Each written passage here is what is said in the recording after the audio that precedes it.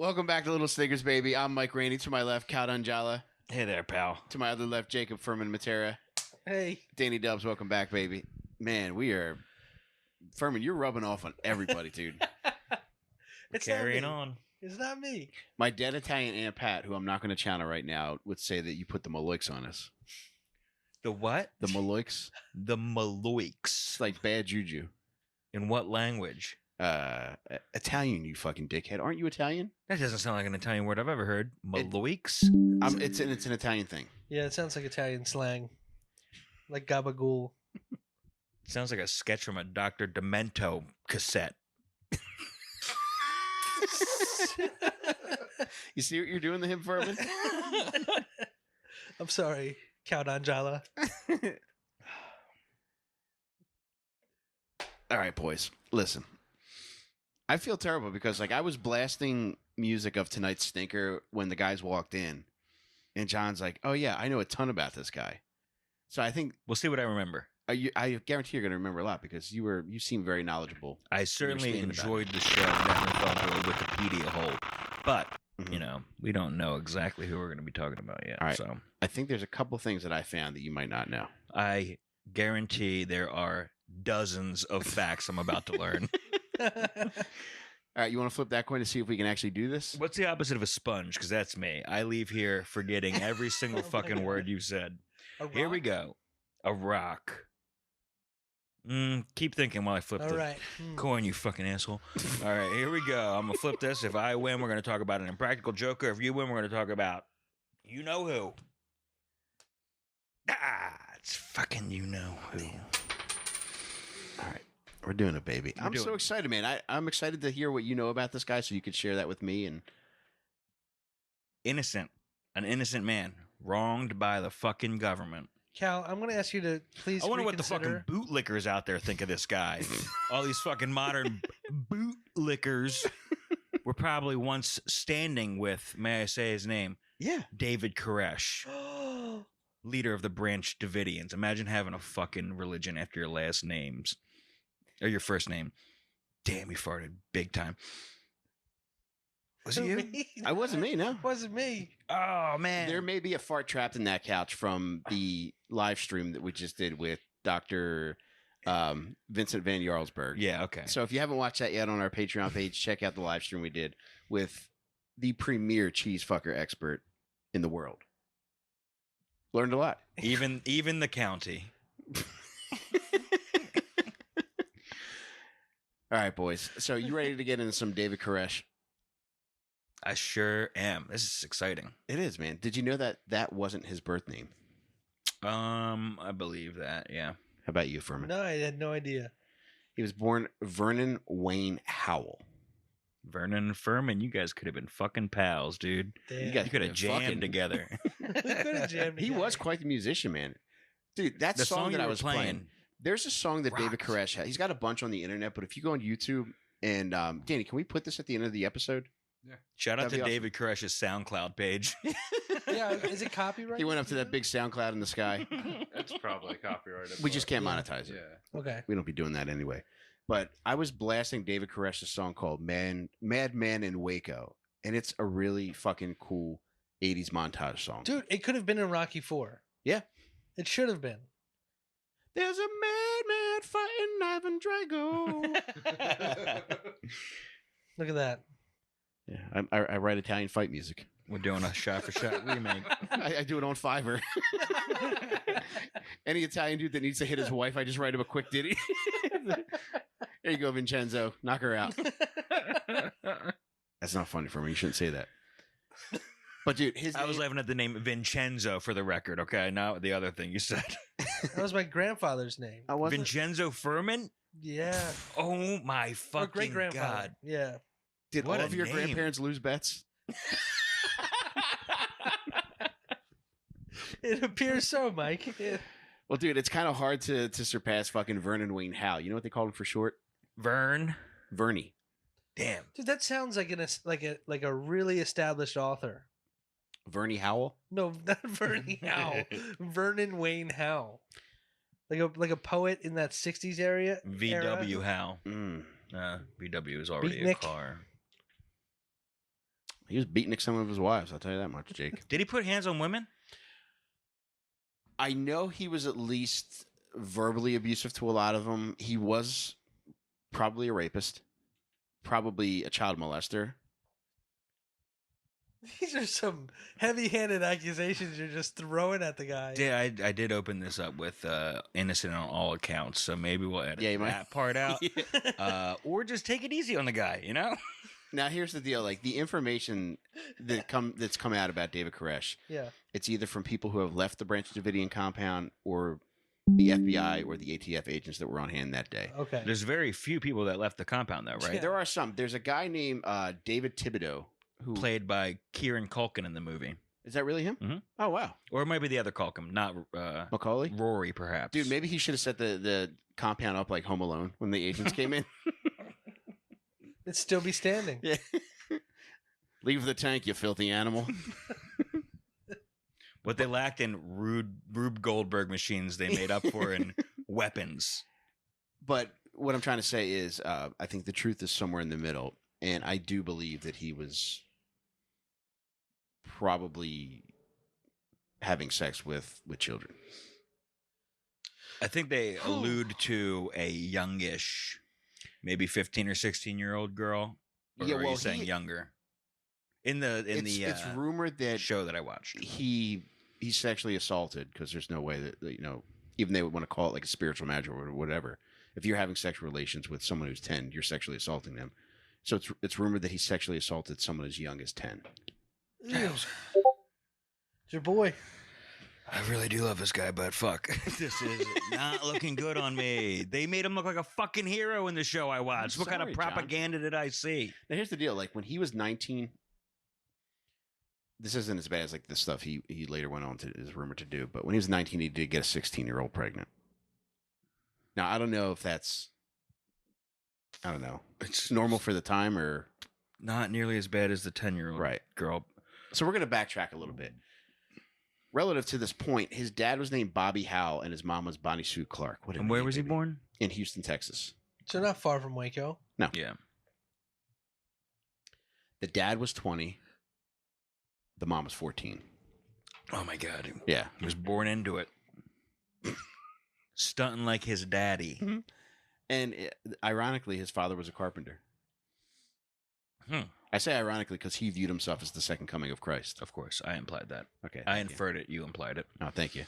You affirmed it. Huh. Did you not know the difference between those words? I was just still thinking of the pregnant 16-year-old. I'm a chapter behind you guys. So keep going. Now, eventually, like, his parents were together for like 2 years, but then the dad bailed on the mom. The mom ended up getting remarried, and David Koresh says that the stepdad was a real motherfucker and would beat his ass. He described it as getting his tail womped. WHOMPED. Mm-hmm. I like that. Sounds that's like a kind of song. fun. All right, I'm back on Koresh's side. Well, you're probably going to be on the side for this one too, but it hasn't been substantiated, but there are rumors that he was gang raped by his cousins. What? I think the show I watched started right after that because they did not show that part. Man. In addition to the wompings, he had A bunch of wapings as well. All right, I'm on your side and his side now. But he was dyslexic. So he got teased a lot in school, and he got put in the special education classes, which did not bode well for him.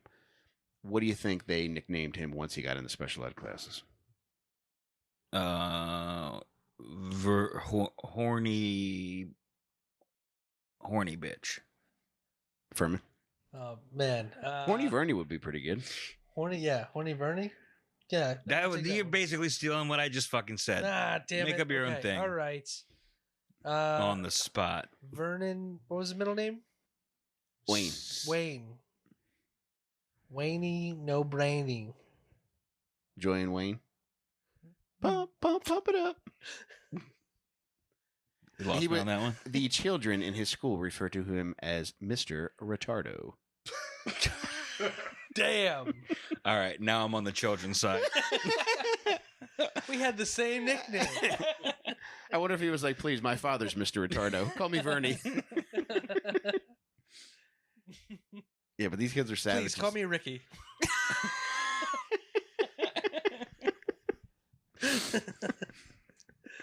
He's got his mouth on the conveyor belt eating the chocolates before Lucy can even get to him. All right, so in 9th grade, he's like, fuck this shit. I'm not going through school anymore. Old fucking Vernie Howe drops out. When he's 19, he gets a 16-year-old pregnant, John. All right. Still on the side? Not on this one. But did he get a GED? No. Does that make it better if he fucked a 16-year-old? No. Just, I was worried about his education. Again, chapter behind. He got his PED. Oh. All right, Jake. Are you happy now? Now, You happy that had to come out of me in order for us to proceed with this shit? Furman is happy. Yeah, he got a 16-year-old pregnant, and her father would not allow him to see the child after it was born. So, which I think he was. I don't know if he was cool with it because his whole life was getting abandoned because his mom. She had bailed on him for a few years, gave him to the grandmother, then the grandmother gave him back, I believe, when she remarried.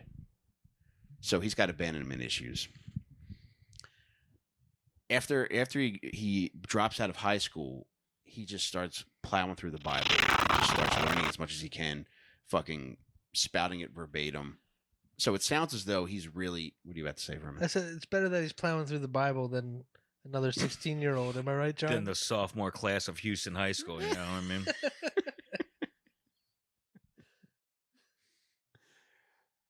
Sorry. So he's memorizing as much of the Bible as he can, and he's starting to get in the church. He joins the Seventh-day Adventist Church.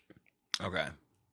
Now, when he's there, a member of the church says David Koresh never had a thought above his belt. Ooh. Horny. You think one of his pickup lines was like, "Damn girl, you raised me up."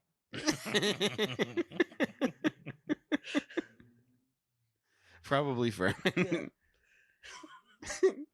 Now, one of the funny things that he believed, which quickly made him fall out of favor with other churchgoers, was that he believed that the Holy Spirit was a woman and had huge knockers. Very specific. She's got double D's. It's what you guys don't understand. It's 2 D's in God. And That's then- the Trinity. It's her beautiful face and these 2 And then he really fell out of favor with the church when he knocked up the preacher's daughter. Oh, textbook. Now, in his mind, he's starting to become very manipulative. There's a lot of shit that he does that reminds me of our buddy Charles Manson. Okay. But however, I couldn't find any evidence that he read How to Win Friends and Influence People. But he also wasn't a textbook serial killer. I guess Manson wasn't either, though, so. Yeah. You know what, Mike? We Yes, could Furman. probably go through Texas. I mean, I know they probably have a very small reading list for school. And I know he did drop out, but we could probably see if there was one on the curriculum how to win friends and influence people. Is that on any school's curriculum? It might It's be. probably on the curriculum.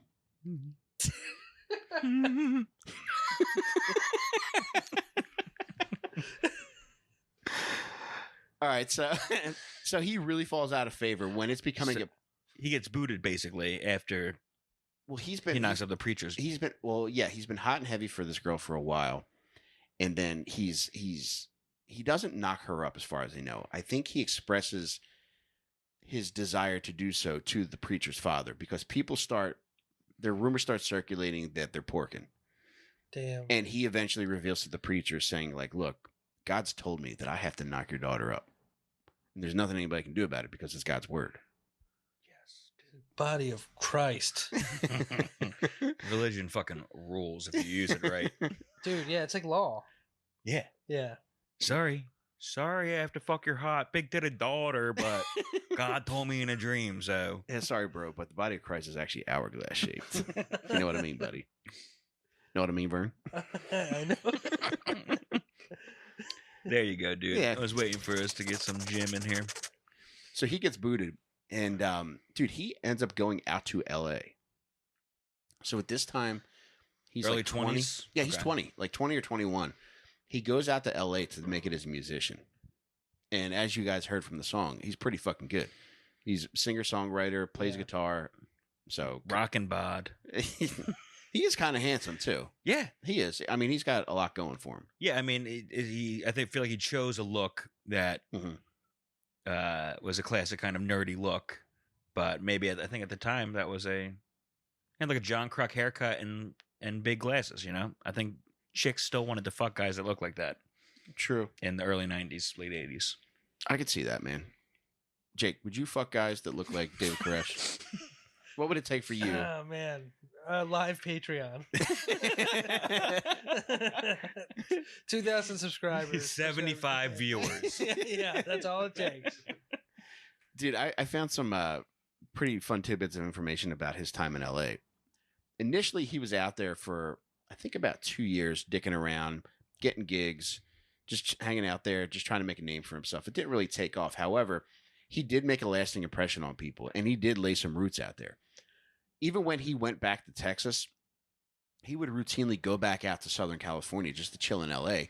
And he even kept residences out there. And from donations that people who ended up joining the Branch Davidian cult, they would give him money, and he used part of that to pay to keep these houses afloat and keep chicks in houses, so that when he went out to California, he would have He had a little pussy ready for him. concubine Yeah. Damn. situation.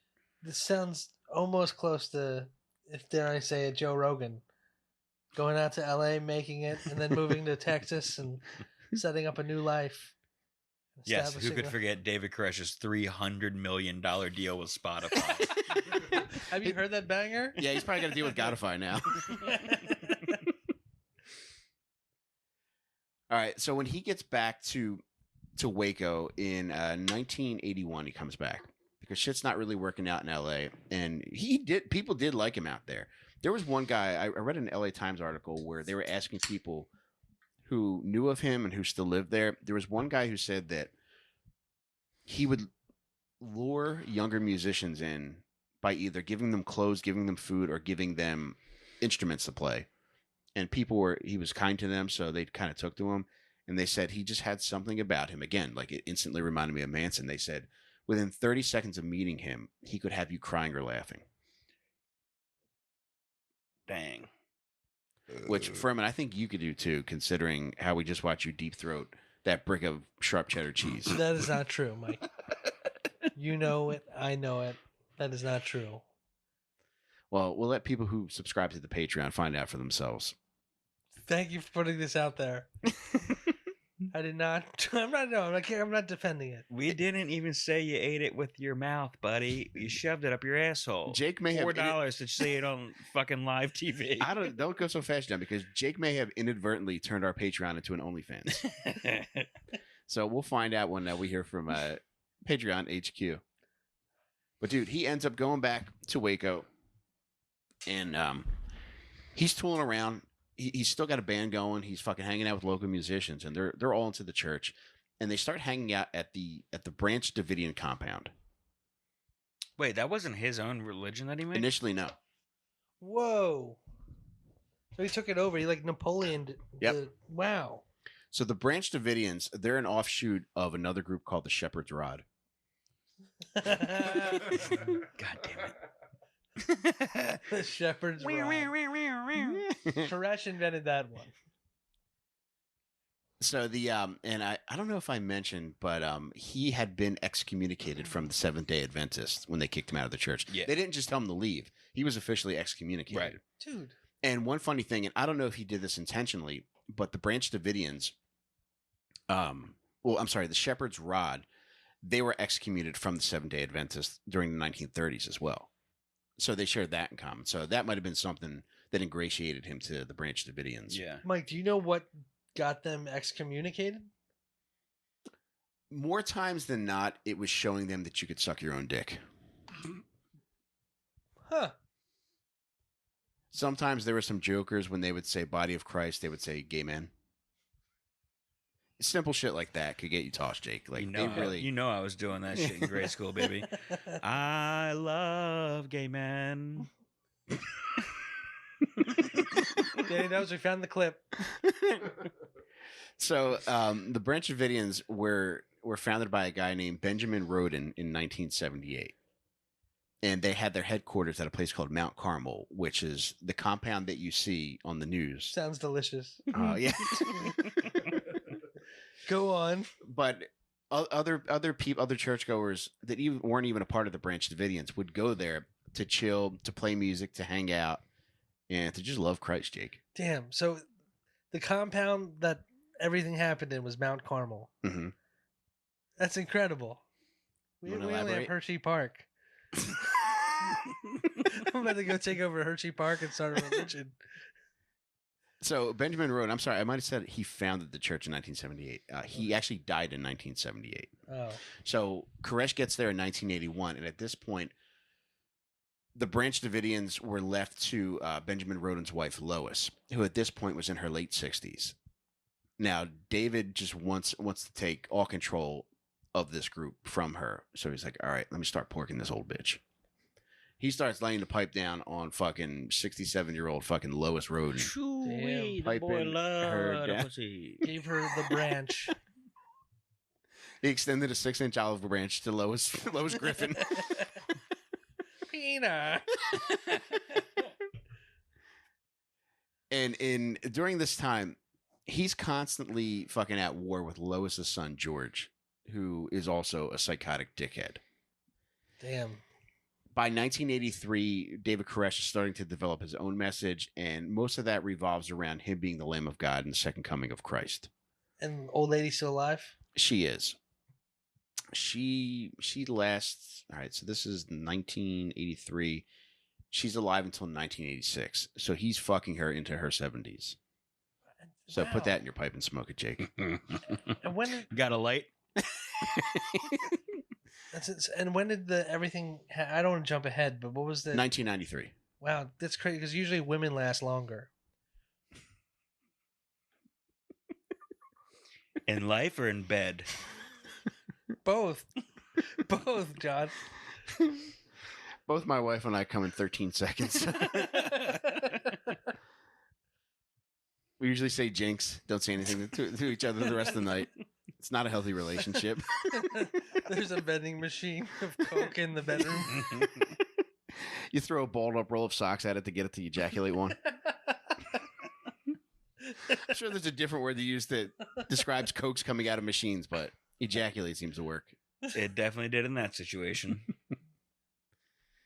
All right, so he's tensions are starting to rise between he and the son, George Roden. Now, at this point, George sees him potentially taking over the church, so he's like, all right, I got to put a stop to this.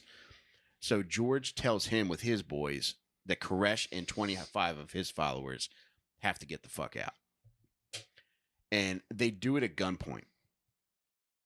And David doesn't take too kindly up to this. There's a building that George Roden owns that David ends up burning to the ground. And he says it's not his fault. God made him do it. So he's basically gotten kicked out of this church as well with his 25 followers, along with his real wife. He had a bunch of spiritual wives because he couldn't marry more than one woman. It's this lady, Rachel Jones. They have a kid together. They end up having, I think, like 13 kids together. So his goal is to have 24 kids total, to have a specific number of prophets to keep his message going long after he's gone. 13 kids together before what year? I think by the time he died. Okay. Which was 1993.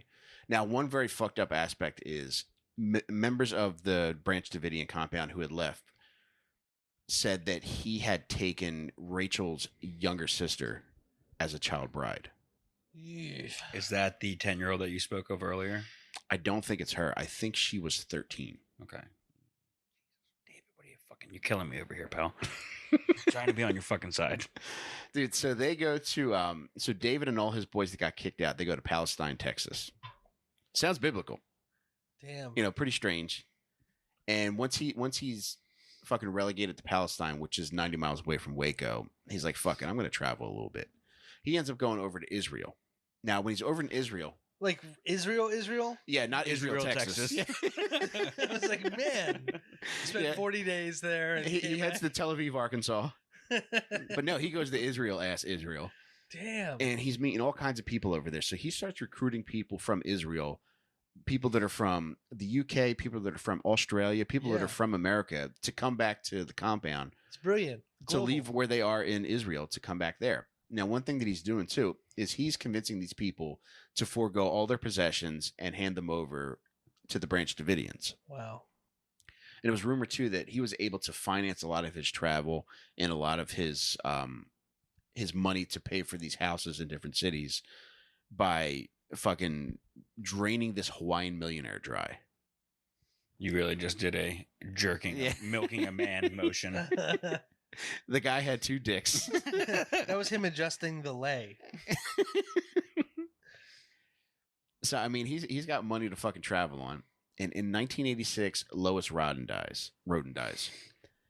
Now, basically, she was the last straw that was like preventing like him from coming back. I'm sorry, like there was communication that was kept up, and I think George drew the line in the sand, saying he couldn't come back, but Lois still kept in communication with him. Now that she's gone, he doesn't stand a chance coming back. And on top of that, too, George fucking hates him and he wants to kill him. So David's really making a strong push to come back to the Branch Davidian compound. And this is 1987. So George Roden, he's a psychopath too. He sent a message out to David. He's like, all right, dude, I'll tell you what we're going to do. Now, David's trying to rat on him to get police to go to the compound. He's saying he's got all kinds of illegal shit there. He's saying that he's abusing kids. And he ends up getting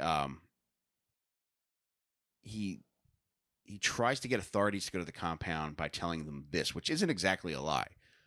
George Roden challenges David Koresh to a competition where the winner gets control of the Branch Davidian compound. What do you think the competition involves? Wrestling. Nope. Playing guitars and shooting guns. No. The winner of the competition would have to reanimate a corpse. After they won? All right, stalemate. So George Roden actually digs up a body and brings it to the fucking compound. He's insane. Dude. Brings it to the compound, and that's a little outlandish even for David Koresh. So David's like, all right, well, here's what I'm going to do. I'm not going to try to reanimate this corpse, which I think the competition would have been called Weekend at Vernie's. He's like, all right, I'm not going to reanimate this corpse, but here's what I'm going to do. I'm going to call the cops and say, like, look, this motherfucker dug up a body and he's got it at the compound. Brilliant. Like, yeah, it is a smart move. But in the meantime, he's like, you know what, fuck it. We're going to go there and we're going to fucking take shit over. So he rounds up all of his boys. And George Roden and his boys are expecting David Koresh and his boys to show up. So when they finally get there, there's a gun battle. George Roden gets shot in the hand, and David Koresh and his boys end up getting brought up on attempted murder charges. What? They go to court. All of his boys end up being found not guilty. However, David Koresh, they declare a mistrial. So he gets away with it. They get away with a mistrial. They don't prosecute him again. Okay. And shortly thereafter, George Roden ends up, there's a guy named Wayman Dale Adair who George Roden puts an axe in his skull. Jesus Christ. Because this guy, Wayman Dale Adair, professes that he is the Messiah. So George Roden's like, what the fuck? Dude. I just got rid of this fucking guy who shot me in the hand. Now I got this fucking dickhead coming and saying he's the Dude. Messiah. So George Roden puts an axe in his head and puts an end to that. Roden's playing like Messiah Whack-A-Mole. Like, trying to get 'em all. For that, George Roden ends up getting sent to a psychiatric hospital. Now, at this point, there's nobody in charge at the Branch Davidian compound. Ooh.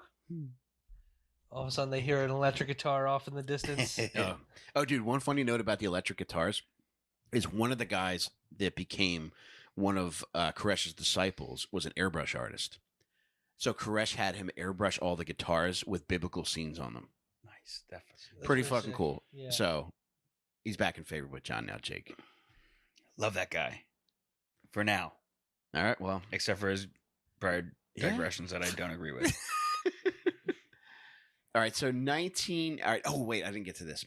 All right, so with George Roden out of the way, the property is about to be foreclosed upon because of back taxes. So old Koresh is like, you know, what if I paid those back taxes? They're like, yeah, dude, it's fucking all yours. But yeah, wouldn't it be tax free because it's religion?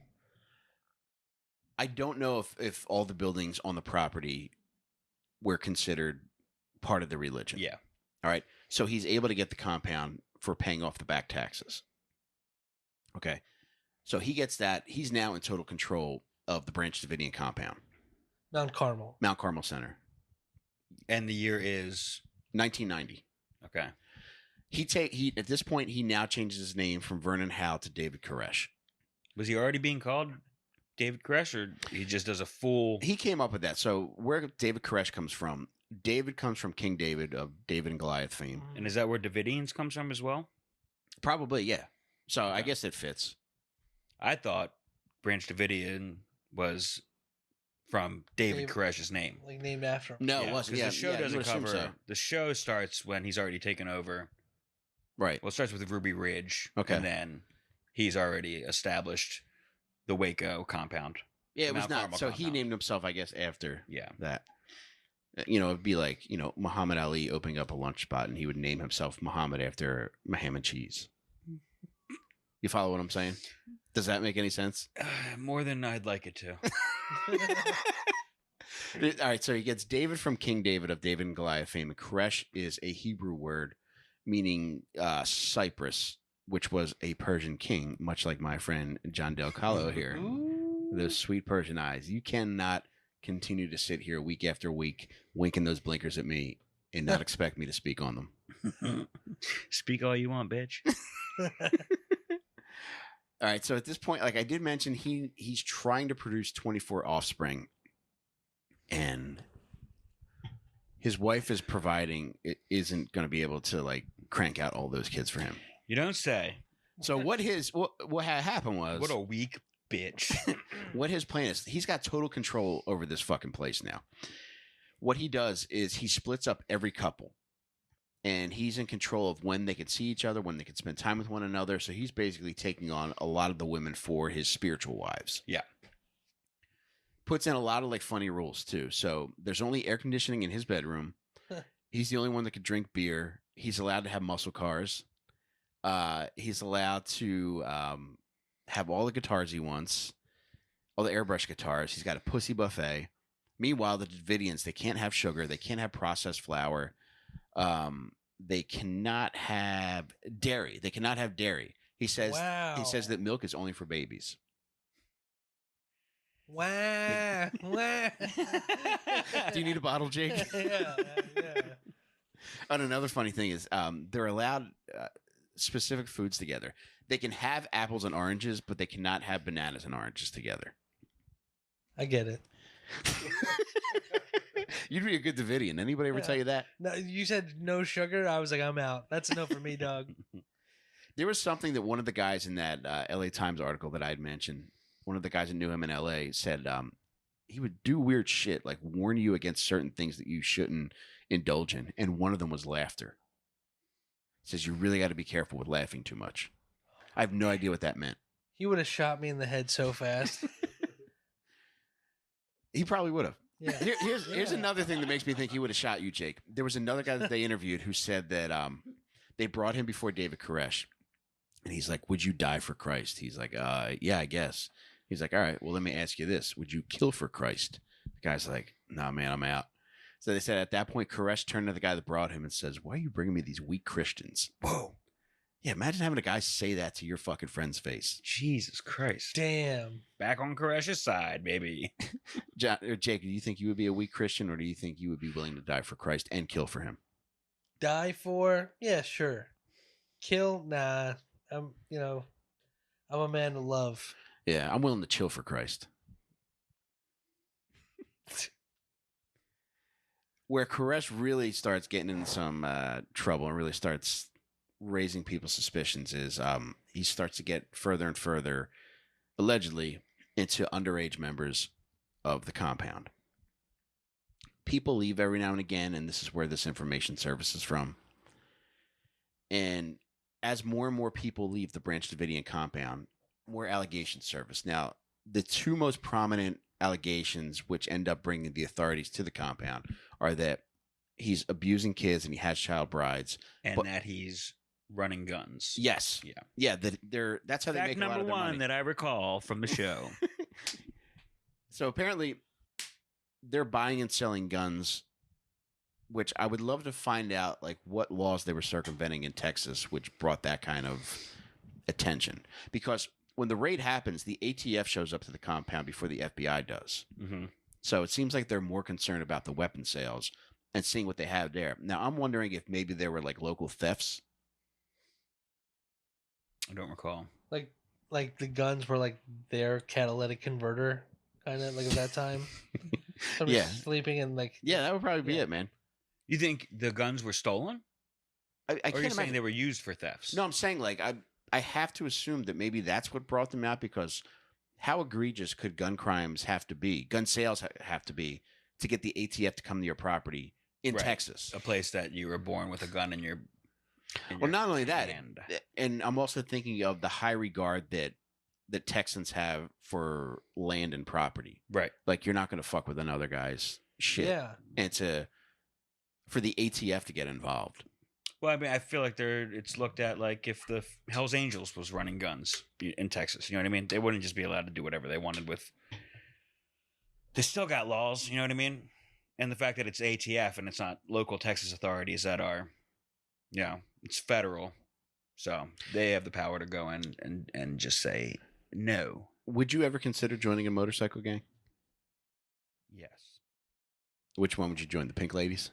Fuck you, you piece of fucking shit. Jake, what about you? I would. Yeah. You Pink hands- Lady material? Yeah. No, I'm probably not. Is there a lesser gang? That I No, could you got to join the Pink Ladies, dude. If you're going to be a biker, Yeah. you got to join the Pink Ladies. I'm telling you right now. Are you in or are you out? I'm in. I All can right, do it. good. And here's what the thing is: you don't get an option. We beat you in and sex you in.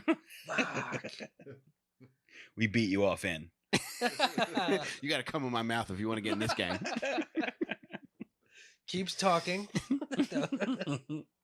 So I mentioned the ATF is the first to come onto the scene. I believe in the show that happens after like an anonymous tip, Okay. like a Koresh enemy or somebody that left the compound. Here's what I'm makes a wondering. phone call. I'm wondering if the guy George Roden orchestrated this. Was he still alive at the time? He was. He was just in psychiatric care. Yeah, it might have been him or one of his guys. But how would he have known? I'm sure he's got people visiting him. Yeah. Well, yeah, maybe. Probably, Branch Davidians was a small collective. Word travels, dude. Just imagine how angry it would make you to know that your mortal enemy has not only taken over your mother's house, but is airbrushing guitars in there. Dude. You fucked my mom, and that pissed me off. But he's airbrushing guitars on my property. So, dude, the initial raid happens on February 28th, 1993. And that isn't compared to the last week. It's uneventful, correct? No, initially. Oh wait, do people die? There are. Didn't you remember the Ice Cube song? Because just like Waco, I could take foe ATF today death. That was the first day. 4 ATF agents. And then were the killed. standoff happens for a Yeah, week. it's 51 days. Yeah, or months. On February 28th, 1993, there's 4 ATF agents killed and 6 Branch Davidians. Yeah. So right off the bat, shit's popping off. And he gets shot the first day. Right, and they negotiate being allowed to bury the dead and all that Mhm. without getting shot Right. by the ATF and that Yep. shit. Yeah. And at this point, the FBI hostage team comes in. One funny thing that I found out about the FBI coming in there. So there's the negotiators and then there's the hostage rescue team. They're at odds the entire time with one another. Mm-hmm. So the negotiators, they're led by a guy named Byron Sage. And the fucking hostage rescue team apparently fucking hates this guy. So much so that they have to share a fucking outhouse or a porta potty. And they're writing graffiti besmirching Byron Sage's name. And one of the things they write inside the porta potty is Sage is a Davidian. Was he sent there before the raid? I think he might be the guy that's played by John Leguizamo in the show, who was like They sent. did have people like to go undercover. Yeah, he was like They were like, yeah, I'm just checking shit lived out down here. the road and Right. then formed a little relationship, and then was very much against the tactics that they used. Could have been.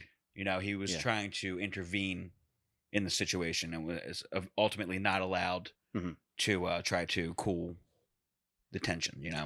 Now that you're saying this, Jake, would you be willing to wear a wire in a cult for us, for the Patreon members? Yeah, I would wear a wire.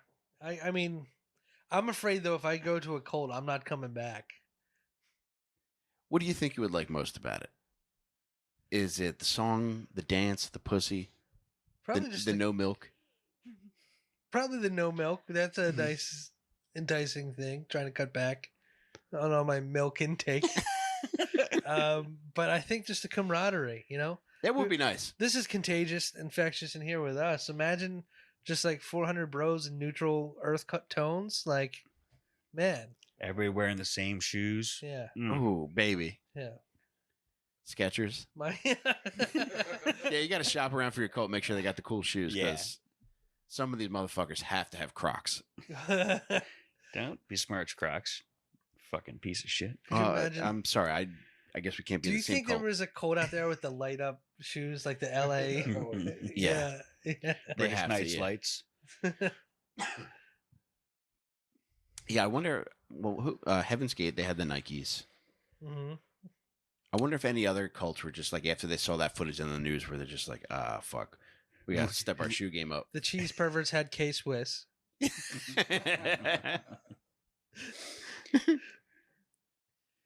So, dude, even though the FBI is at odds with their two teams that are in there, they're still trying to get all these people out. And there are times where, like, they do release some people, some women and children get out, but there's still a lot of people inside of there. And part of the trade-off is that David Koresh is allowed to, like, send out messages, and they actually send in a video camera for him to record some things. So, communication, Right, and then that's how anybody's relatives is getting. yeah, they're aware that they're news. okay Yeah. and that they're doing okay. And he's putting on a good front. He's making it seem like he's a good caretaker. You know, everybody's well cared for. And Poison in that cup. Killed by liquid death. Man, what an ironic what's in name. that? John, can you hold his ankles behind his head until he's better? Quick, we need to waterboard him. We're doing all right. Good. There comes a point, though, toward the end of the siege where David Koresh reneges on the hostages. The amount. Jake, what are you fucking laughing at? Like, this is It better gonna not go- be that word that I just said. No, it's not. I'm going to leave that word alone. I'm going to leave that word alone. Siege? All right, so he reneges.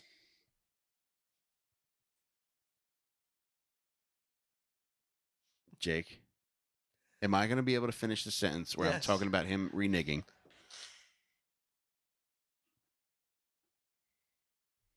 Yes, you are.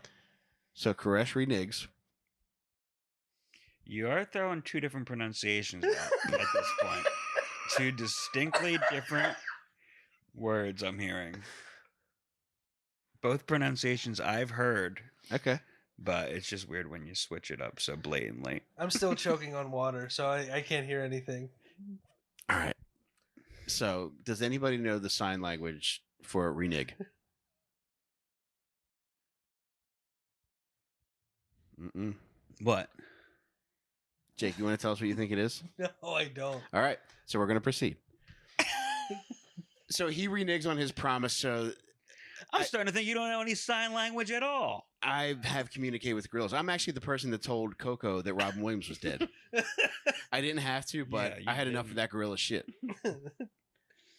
To that point, why did they tell that gorilla that Robin Williams was dead? They could have just been like, yeah, he'll come to see. He's just making Mrs. Doubtfire too. He's thinking about you a lot. Some people are just evil, Mike. Although that would be good, especially if like the gorilla embarrasses you, because you know, like they're very smart animals. Yeah. And to fuck around, I guarantee you, they're sexually aggressive. So they will bend you over a table and pretend to fuck you. They know Pretend. jokes. They do. They got know how to jokes. do a good joke. What is your favorite gorilla joke? Obviously, bending over your trainer and you know everything but doing everything but, you know. I like the old tossing the doo doo. That is a good one. That's a good classic. Do you think they had promised to toss it and then renege, Jake? Possibly. All right. Now we can move on. Thank God. So we're getting all right, it lasts for 51 days. By the end of the siege, U.S. Attorney General Janet Reno gives the okay for them to storm the fucking compound. Janet Ree what? Oh, okay. Sorry. Janet Retardo gives the okay for the FBI to go ahead and storm the compound. And they go in there, guns blazing. They also fucking like start plowing through. Yeah, with a fucking tanks. Flaming, like a flame throwing tank. Now, here's where shit gets fucking weird, and there's a lot of back and forth. So the FBI seems to think that they said they actually sent in milk for the kids in a crate, and they said the crate was bugged with a wire. They said that part of the reason, even though Janet Reno gave it the go-ahead, the specific time that they chose to go ahead and raid the place was relative to something they heard on the wire with Branch Davidians talking about setting the place on fire. Now, that's something that Steve Thibodeau, I think his name was, refutes. Yeah, I mean, what was their plan after that? To burn alive? I don't know. Like, I could see, because he's enough of an egomaniac to convince everybody to kill themselves just to spite the government.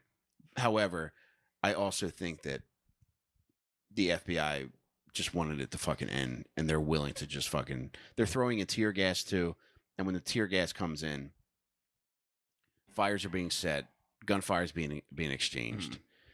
And I think, all told, 76 Branch Davidians were killed. Out of how many were in there? 77. Yeah, David Koresh came down the inflatable sliding board, so he was okay. I should know this, but I don't, John. But There were over 100 before the siege started, right? Yeah, a lot of people did get out. Yeah. And the guy, not Steve Thibodeau, David Thibodeau. Yeah. That was his name. He was able to escape through a hole in the building, but even so, like, he was burning as he was exiting the building. He said that he could hear his hair crackling from being on fire, which also made him hungry for s'mores shake. I get it.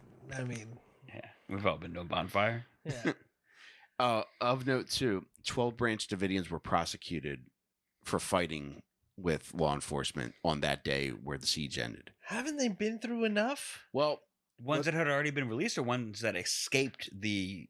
that were found still alive as the After the building fire. burned to like the whole fucking place burned to the ground. Yeah. One thing I didn't know that I learned while researching this was there was a pretty nice pool out back. You can see that in the movie. Yeah, You I don't. should know about that. I shouldn't say nice, but it is like a big pool. It's a big concrete pool. That Was they there have like in the two diving boards, like a small one and then a really tall one that was just David's diving board? back. There's actually just a crucifix with a plank. So 12 people are prosecuted from things ranging from like illegal gun possession to voluntary manslaughter. They just wanted to charge anything. They did, yeah. And I Littering. think all of them, yeah. All of them got convicted, and they said that like they would often fuck with them. Like one of the guys that was convicted of voluntary manslaughter said, he was locked up in Leavenworth. He said they would aim an industrial fan into his cell just to fuck him up with cold air. Dude. Jesus. Bet you wish you were in that fire now, don't you? Now there are different reports. Some say that David Koresh died from he burned alive or smoke inhalation, and other reports say that he was shot in the head. By himself or by law enforcement? Nobody knows. Shot in the head. That's one of his songs. Posthumously released. On a weird note, his mom was one of the people who said she had no idea how he dies, and she's not even sure that the remains they gave her were David Koresh's. And I believe it was... Did they give her an urn full of ash or a crisp body? What are the remains? They gave her a Koresh on a Barbie. Oh, man. But, dude, I believe it was 2 weeks after the siege, David Koresh's mother was stabbed to death by her sister. What? Yeah, Her Was that- own sister. her own sister. Was that because the sister had like family in the compound as well? It was an argument. It was a beer-fueled argument where the mom said Miller Lite tastes great, and the aunt said it has less filling. Both are true. So they died both for should have been no stabbed, reason. you piece of shit. No, nobody should put the blades away. Unless you're trying to shotgun the beer, then stab that little spot and then, Jake, slurp it down. what alcohol do you think it would take for you to get you to stab somebody? Oh man. If I'm driving, any alcohol. But I probably shouldn't do that. That is bad.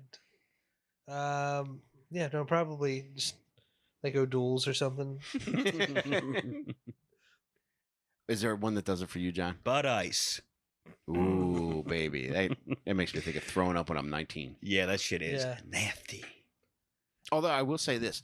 I had a job that I would have to walk, I think it was 8 miles home from, in fucking 2009, maybe.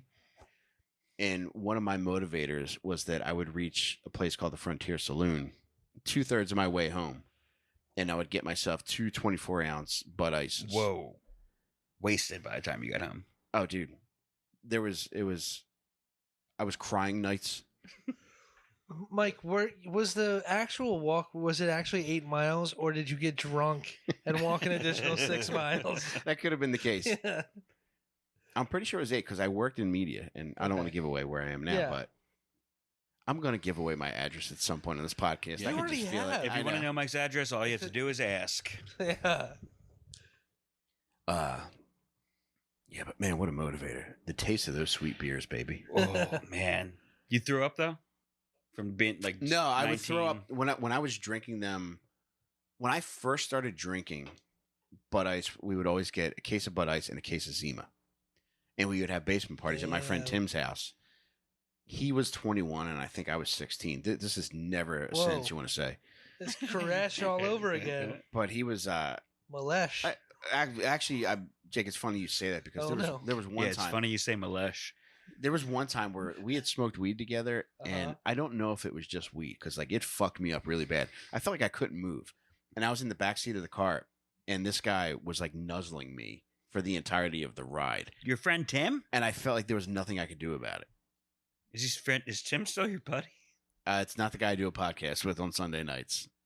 Yeah. No, dude, I haven't spoken to this guy in probably. Ever since he nuzzled you? Actually, no, I should say this. Actually, no, he nuzzled me last year during the Super Bowl. No, when my Aunt Pat died and left me the 5Gs, I saw him at Best Buy and I bought him a video game. Why? Just because you had the money? Jake, when I got it, everybody's got He's it, a baby. generous guy, man. Man.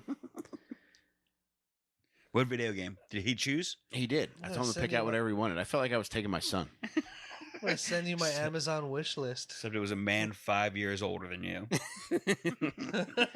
Dude, we would have so much fucking fun. It was just like the ultimate basement parties. We had body pain. Pin the tail on my badonkadonk. You spin the bottle.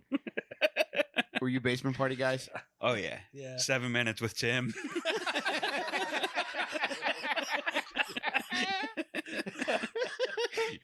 Suck and blow, Tim. What about you, Furman? You sucking off anybody at 18? No. No, actually, no. Wait a second. No.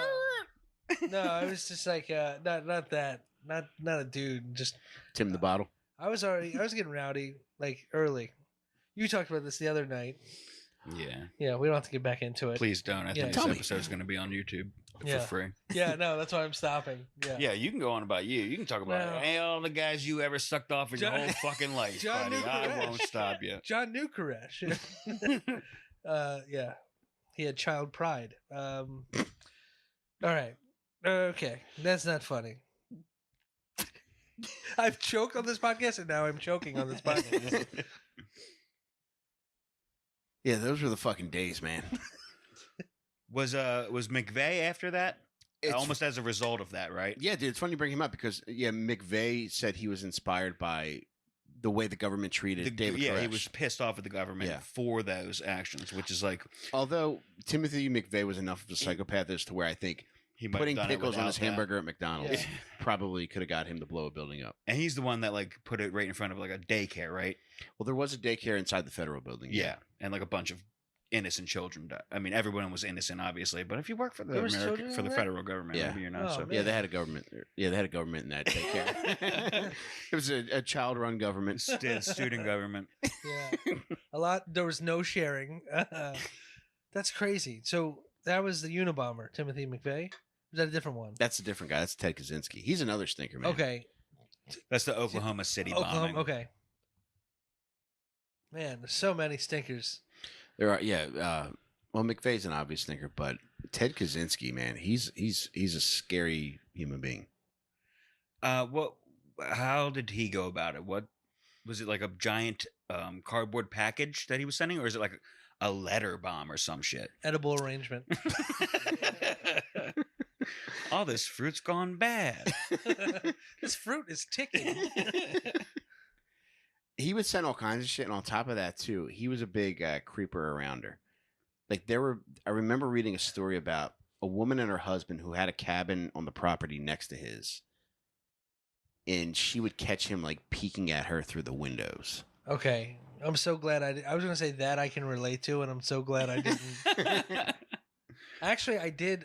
Screw it. I did see boob in my neighborhood. That happened once. Through a window. Through a window. Yeah. I wasn't trying to. I wasn't looking for it. It's just they that's how throw it out there sometimes, man. Sometimes you just see it. I went. Sometimes you just stare at the right window for 45, 50 minutes, and you see it. I went to pick up a gyro the other night with my wife, and she sat in the car while I went in to get it. And I came in. She's like, "The lady in that window is naked." I was like, "What are you even talking about?" She's like, "That window." She points to it, and I saw a lady walk past, but I didn't get to see any tit. So I was like, I should probably start the car now. Keep it moving. But the entire time, what's going on? This thing won't start. That's when I saw. You're using a butter knife, Mike. Why are you eating the steering wheel pussy? I'm honking the horn with my tongue. Come on, walk past again. Throwing giant rocks at her window. You got your hazards on. I throw the gyro at her window.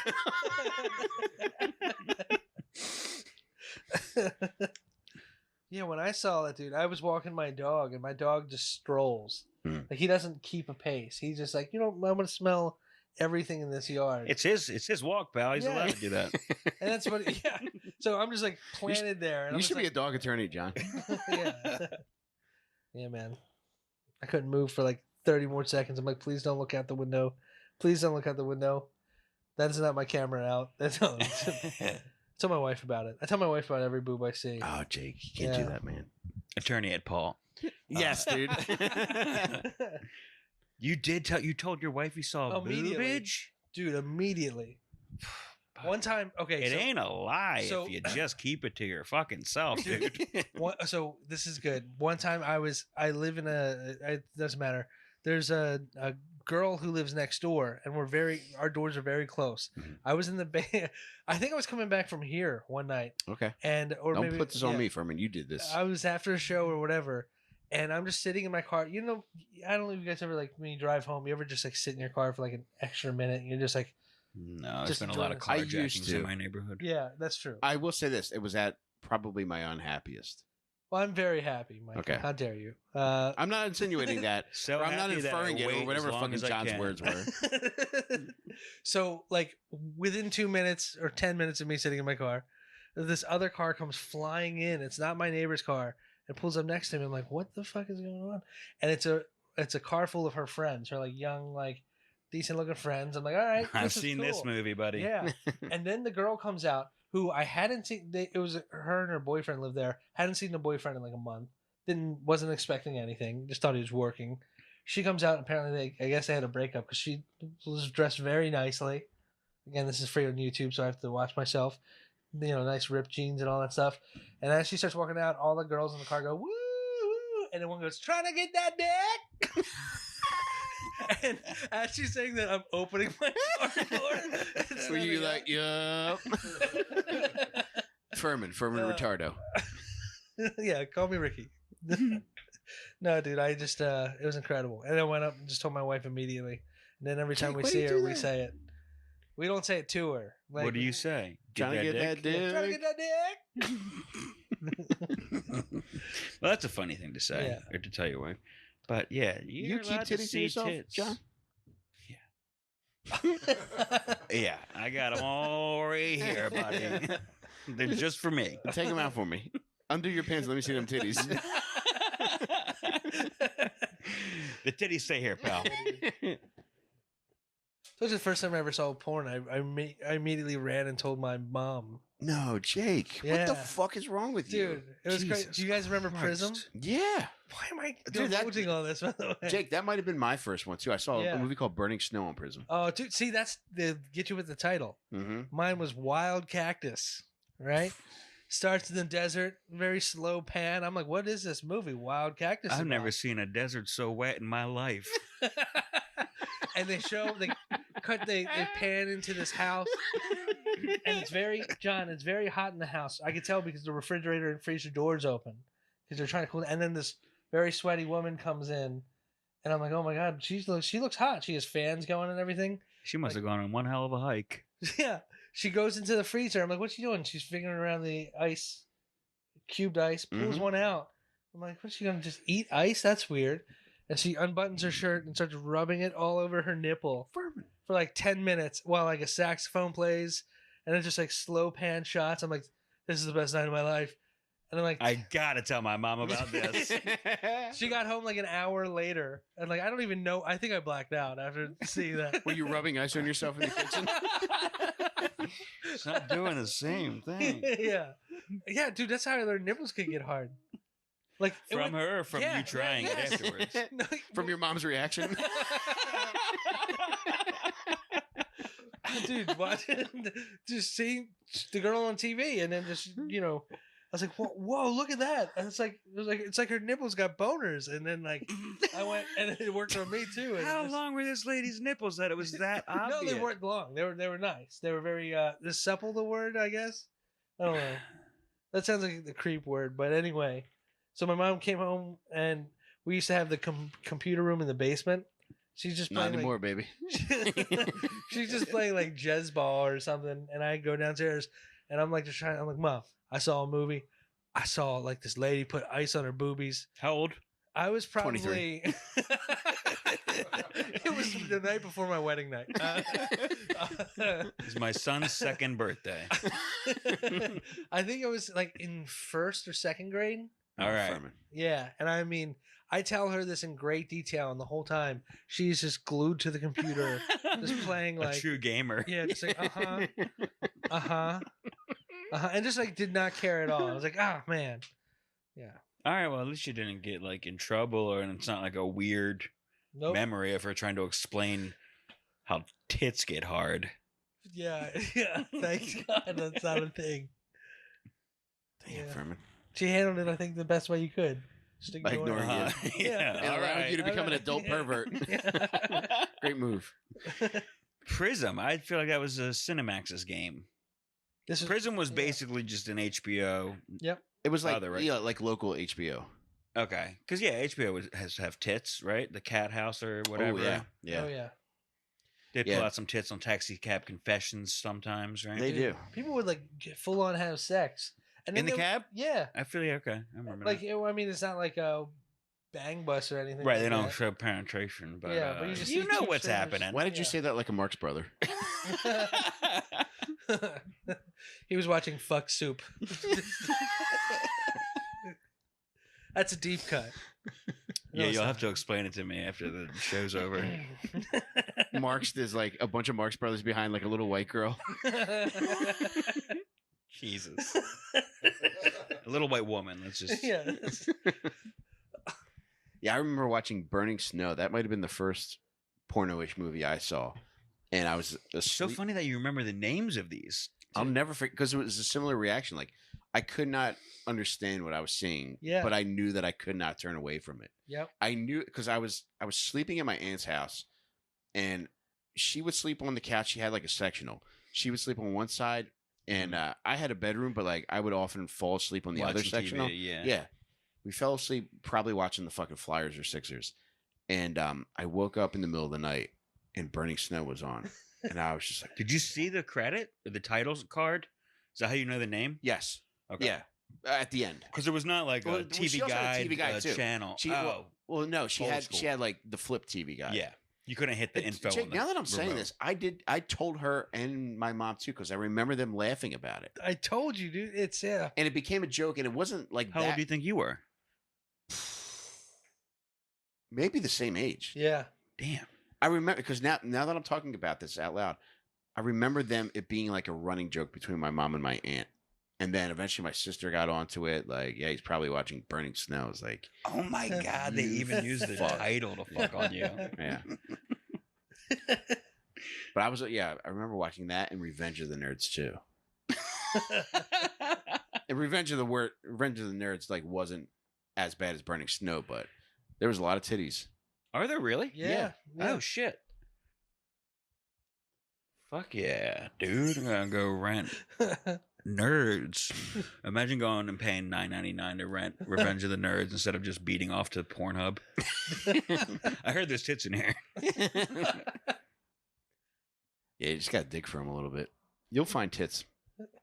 You'll get them. I believe you. Already have them. Yeah, I actually tell my wife anytime I see my own tits. You're not going to believe this. I still got them. I was eating a gyro. Every time I get out of the shower, "Hey, come here, quick. Which is strange because I know she doesn't tell me when she sees dick. Dude, I saw a crazy video of what's going on with a very sad situation in Ukraine. But the way Ukraine soldiers are like, people are dealing with looters during this time. Have you guys seen this Mm-mm. video? They're like, apparently they're saran wrapping them to poles. Oh, that's pretty funny. That's And then awesome. They pull their pants down, Yes. so their dicks out. They put something in their mouth to kind of so they can't like yell for help or anything. But like, Well, I mean, what are you gonna say? Come look at my dick.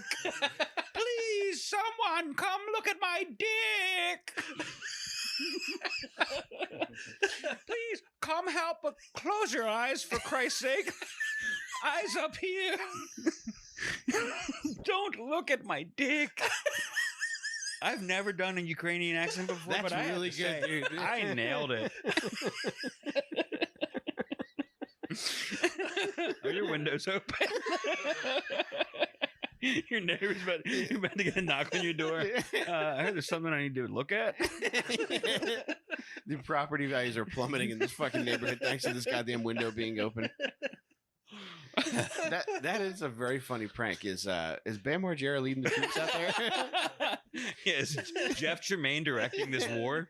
Yeah, we got General Zelensky on the ground with his pants around his ankles. He's about to get up for work, but he has no idea what he's in for.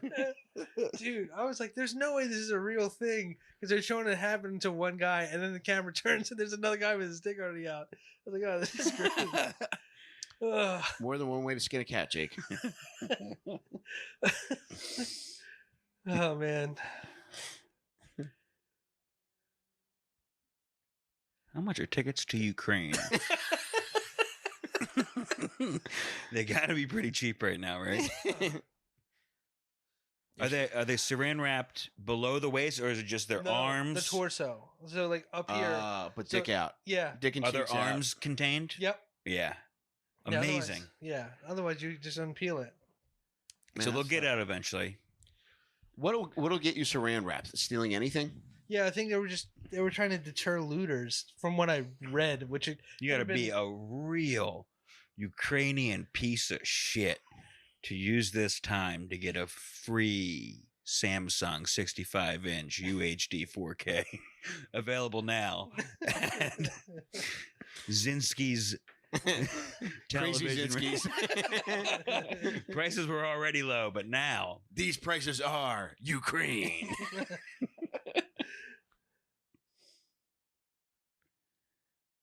Damn. So that reminds me, like, John, we gotta get saran wrap for Jake. Oh, please don't. No, we're not doing that. We should play a game. Actually, I shouldn't do that. We should play a game where a loser gets saran wrapped and gets their dick out. I'm sorry to just instantly volunteer for that, Jake. That was rude of me. I'm gonna We have to sew don't have to put the dick out in public. I'm gonna have to sew a dick on top of my dick. Then, John, what are people paying for? What are we gonna do it? They're paying for the jokes, not to see our penises, Mike. Well, have you seen our penises? Because I have. Got it. God damn it. Fine, I'll show everyone my dick. After seeing our dicks, we should be charging $5 a month. If I lose, I get to wear VR goggles so I can watch porn and stay rock hard the whole time, all right? I'm not showing, I'm growing for this crowd. Are you a VR porn guy? Not yet, but the future's around the corner, my friend. Dude. As soon as I find $400. Dude, we'll put the VR porn goggles on you, then you go tell Jake's mom about it. I tell you. Uh-huh. She's playing the same game, but in a VR helmet. Uh-huh. Yeah, that's right. Titties, you don't say. Did I tell you, I put on those VR goggles, not like when I was on vacation, and they had a test setting where it's like, oh, you could just like dance with a robot, like it's fun. And I started dancing with the robot, and the robot had moves. I'm like, ooh boy, I don't like that. This is awakening me with this robot because it just looked like a robot, looked like an R2D2 or something. But then it started twerking. But then it had some hip movements, and I'm like, oh man, I'm so glad you're a robot and not a person. Did you ask it if it needs input, Jake? Be honest. No, but no. But it is forever saved in my memory brain. Did you pull down your pants and the robot told you have a short circuit? I had a hard drive, Mike. You guys are fucking killing it. Keep going, man. It's like a tennis match over here. It's a tennis match. And I am in love. It's Tennis Williams. Oh man. Yeah, so little dicks, murder. What else do we want to talk about tonight? Our little ass dicks. Yeah, I can